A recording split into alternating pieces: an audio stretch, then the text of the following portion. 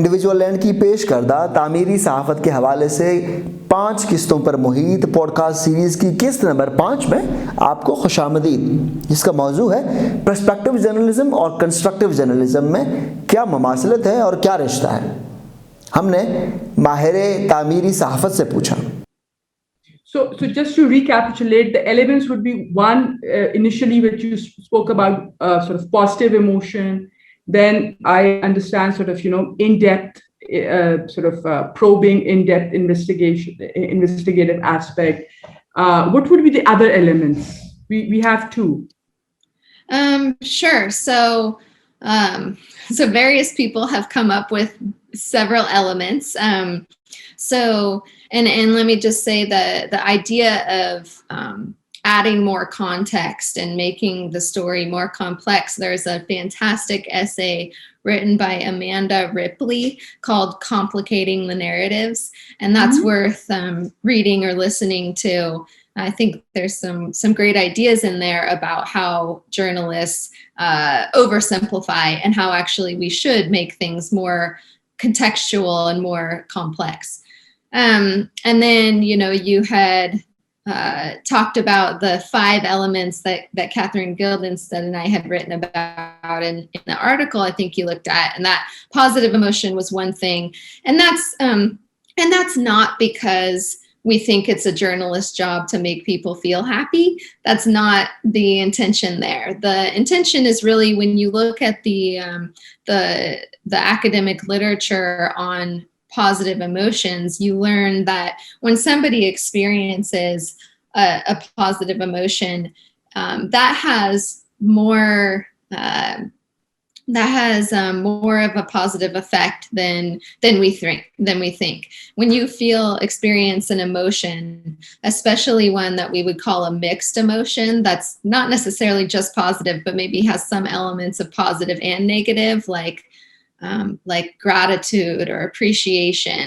When you experience an emotion like that, it does more than just cause you to feel happy for a fleeting moment. Rather, it like allows the body to build up these resources, these intellectual and social and even physical resources that then you can use later when you need to cope with something.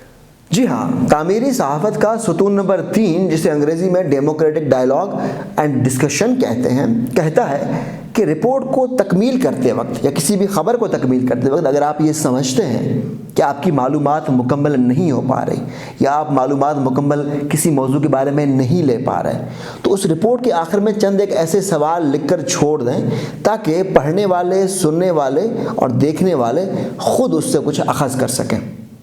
اس سے اس معاشرے میں اس مسئلے کے بارے میں dialogue اور discussion generate ہوگا۔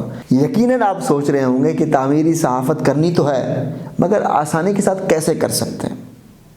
اس کی برین اسٹارمنگ کا ایک طریقہ ہے جس کو پرما میتھڈ کہتے ہیں، پی فار پازیٹیو ایموشنز، جس کے اندر آپ دیکھیں کہ اس مسئلے کو حل کرنے کے لیے کس نے زیادہ کام کیا، کون اس سے مستفید ہوا، کس نے مسئلہ دراصل حل کیا یا حل کرنے کی کوشش کر رہا ہے، کون مددگار ثابت ہوا ہے اس مسئلے کو حل کرنے کے لیے۔